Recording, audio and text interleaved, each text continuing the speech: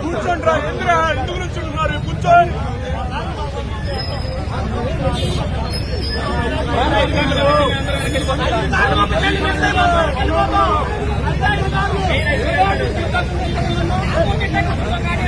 Current చెప్పించు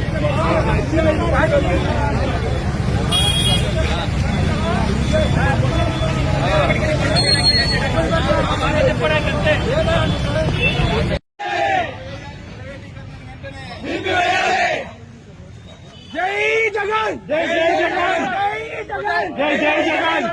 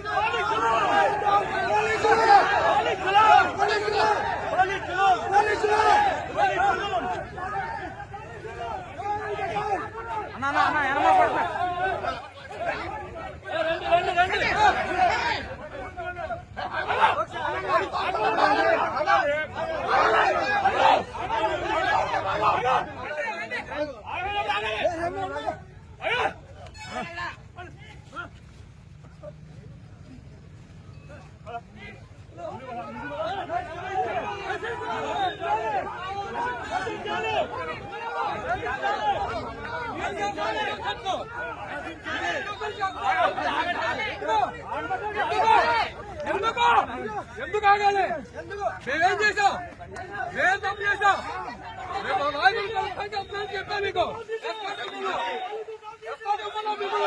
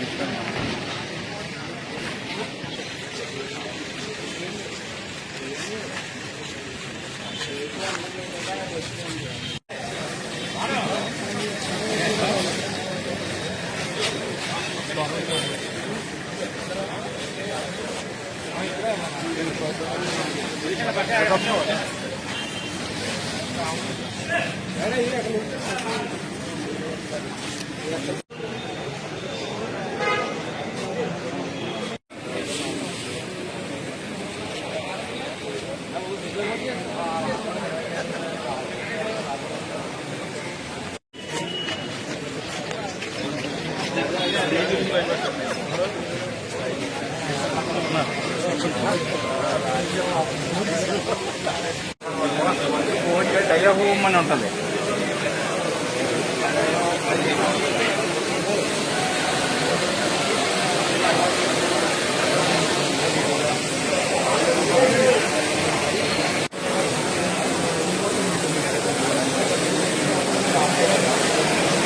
నా phone ఎవరు తీయాలి.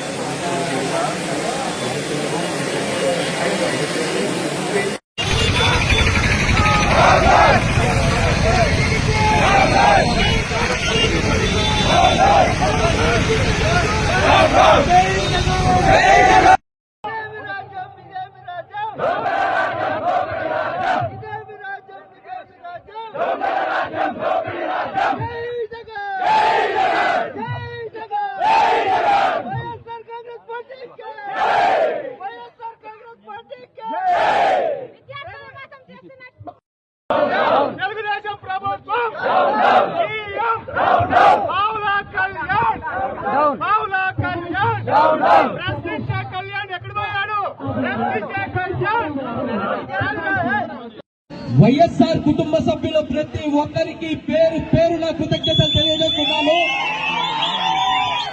వైసీపీ హయాంలో 17 మెడికల్ కాలేజీలను ఆమోదించి అవన్నీ దాదాపు చాలా కాలేజీలు చివరి దశకు చేరుకున్నాయి. అలాంటిది ఈ కూటమి ప్రభుత్వం ఏర్పడిన తరువాత ఆ కాలేజీలను ఏటిని పట్టించుకోకుండా ఈ రోజు ప్రైవేట్ పరం చేయడానికి ఈ పీపీపీ విధానాన్ని తీసుకొచ్చింది. ఈ పీపీపీ విధానం ఏంటంటే కూటమి ప్రభుత్వం ప్రజల యొక్క సొమ్ముని ప్రణాళికబద్ధంగా లూటీ చేయడానికి ఏర్పరిచినటువంటిదే ఈ ప్రైవేట్ పబ్లిక్ పార్ట్నర్షిప్స్. 15 సంవత్సరాలు ముఖ్యమంత్రిగా ఉన్నారు. 25 సంవత్సరాలు తెలుగుదేశం పార్టీ అధికారంలో ఉంది. 40 ఏళ్ల ఇండస్ట్రీ అంటాడు. ఏఐ టెక్నాలజీని కనుక్కుంది నేనే అంటాడు. గూగుల్ సృష్టికర్త నేనే అంటాడు. నీ హయాంలో ఏ రోజైనా నువ్వు ఒక్క మెడికల్ కాలేజ్ అయినా కట్టావా? కనీసం మెడికల్ కాలేజ్ యొక్క పునాది రాయిని నువ్వు నాటినావా అని మన యువజనుగా ఈ రోజు ప్రశ్నిస్తున్నాం.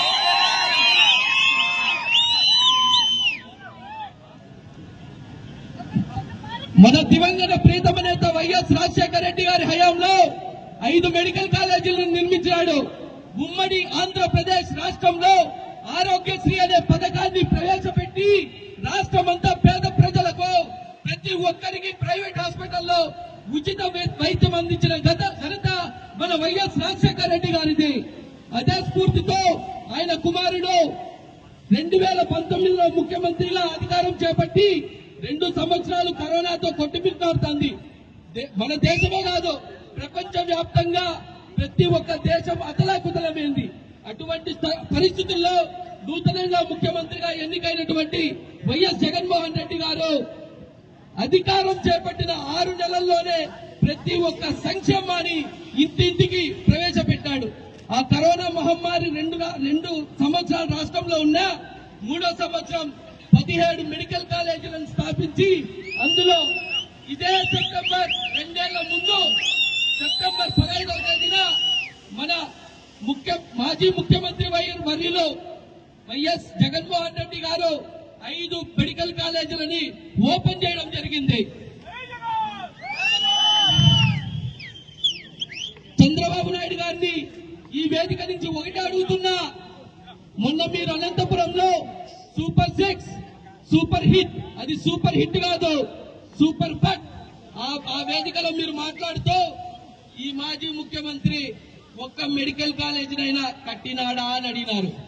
చంద్రబాబు నాయుడు గారు కళ్ళు పెద్దవి చేసి చూడండి. ఈ రోజు 19/9/2025 వైఎస్ఆర్ జిల్లా పులివెందల గడ్డపైనున్న పులివెందల పులి వైఎస్ జగన్మోహన్ రెడ్డి గారు ప్రభుత్వ మెడికల్ హాస్పిటల్, ప్రభుత్వ డెంటల్ హాస్పిటల్, ప్రభుత్వ మెడికల్ కాలేజ్. ఎవరైనా మన రాష్ట్రంలో కాలేజీలు మనం ఏర్పరచుకొని మన పిల్లలు ఆ కాలేజీల్లో చదివి ఈ పేద విద్యార్థులు పేద ప్రజలకి వాళ్ళు ఉచితంగా వైద్యం చేస్తే ఎంత గొప్పగా ఉంటుంది. గవర్నమెంట్ హాస్పిటళ్లలో చేసే వైద్యం సేవతో సమానం. చంద్రబాబు నాయుడు గారు మనకు ఆనుకొనున్న పక్క రాష్ట్రాలు చూడండి, తమిళనాడు, కేరళ, వాళ్ళ ప్రభుత్వ హాస్పిటల్ ని వాళ్లే నడిపించుకుంటూ వాళ్ళు ప్రజలకి ఉచితంగా వైద్యం అందిస్తూ ఆరోగ్యవంతంగా ఉన్నారు. మీకు ఈ సభాముఖంగా ఒక విషయం చెప్పాలనుకుంటున్నా. నంద్యాల మెడికల్ కాలేజీలో అయినటువంటి ఒక ప్రొఫెసర్ ఒక మాట అన్నాడు, వైఎస్ జగన్మోహన్ రెడ్డి గారు నిర్మించిన ప్రభుత్వ కళాశాలలో మెడికల్ కాలేజీల్లో తరగతి గదులు అత్యాధునికంగా ఉన్నాయి, దేశ చరిత్రలో ఎక్కడా లేనటువంటి విధంగా ఉన్నాయి. ఆయన ఏ స్వార్థం కోసమో ఆయన స్వార్థితంగా సంపాదించుకోవడం కోసమో ఈ మెడికల్ కాలేజీలని కట్టలేదు. కేవలం ఆంధ్రప్రదేశ్ రాష్ట్రంలో ఉన్నటువంటి ప్రతి పేద విద్యార్థికి మెడికల్ వైద్య విద్యను అందించాలనే తపనతో ఈ రోజు ఈ కాలేజీలను నిర్మించడం జరిగింది. ఇంకోటి చెప్పాలనుకుంటున్నా,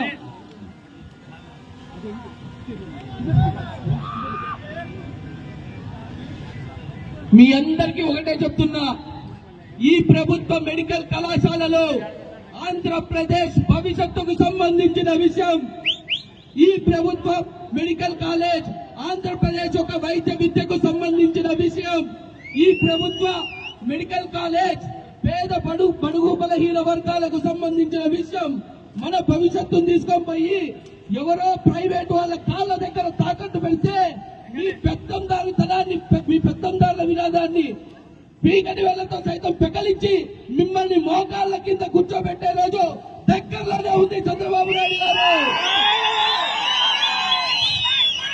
ఈ రాష్ట్రంలో మీరంతా గమనించినట్టయితే డాక్టర్ బిఆర్ అంబేద్కర్ రచించిన రాజ్యాంగాన్ని ఈ రాష్ట్రంలో రెడ్ బుక్ తో రీప్లేస్ చేస్తారు.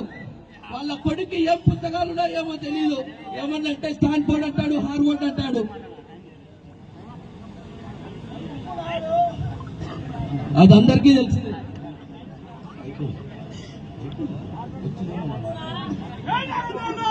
మీ అందరికీ ఒకటే చెప్తున్నా, జగన్మోహన్ రెడ్డి గారు ఏది చేసినా మనస్ఫూర్తిగా మన కోసం చేసిందే, మన భవిష్యత్తు కోసం చేసిందే. చిట్ట చివరగా సమయం తక్కువ ఉన్నందువలన మీ అందరికీ ఒకటే చెప్తున్నా, చివరగా ఆంధ్రప్రదేశ్ నీడ్స్ జగన్మోహన్ రెడ్డి విజన్. చంద్రబాబు నాయుడు